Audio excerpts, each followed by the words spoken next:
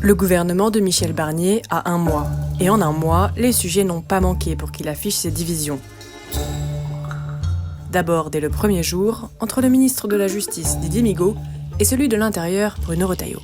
Il faut qu'il y ait des peines prononcées, que les peines prononcées soient des peines aussi exécutées.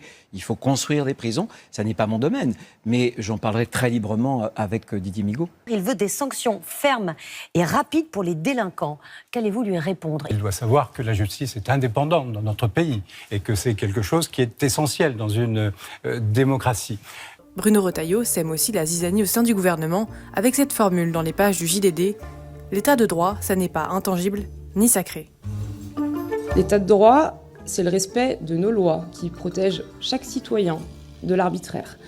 Il est donc inenvisageable de le remettre en cause, ne serait-ce que d'1 centimètre. Elle s'inscrit évidemment dans le respect de l'état de droit et des principes d'indépendance et d'impartialité de la justice auxquels, je le redis, je reste et je suis, comme l'ensemble du gouvernement, profondément attaché. Et sur plusieurs sujets, les avis divergent tant que la cacophonie règne.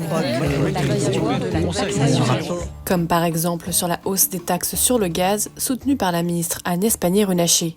Ce que je vous dis à vous ici, en tant que ministre du Budget, c'est que le projet de loi ne contient pas de hausse de fiscalité du gaz. Le risque, c'est que le gaz coûte moins cher que l'électricité, et ça, c'est un frein à la décarbonation. Mais aussi sur l'avenir de l'aide médicale d'État. Il y a eu un rapport de M. Evin et de M. Stefanini, récent, qui dit très simplement que l'AME est un dispositif utile et bien géré. Ce que je souhaite, c'est tenir compte d'un rapport qui a été fait par M. Stefanini, M. Evin, qui constate quoi ? Qui constate que l'AME, c'est un encouragement à la clandestinité. Ou encore, plus largement, sur l'immigration. Comme des millions de Français, je pense que l'immigration n'est pas une chance. Je veux quand même le dire, en tant que ministre de l'Industrie, l'immigration, en particulier l'immigration de travail, c'est une nécessité.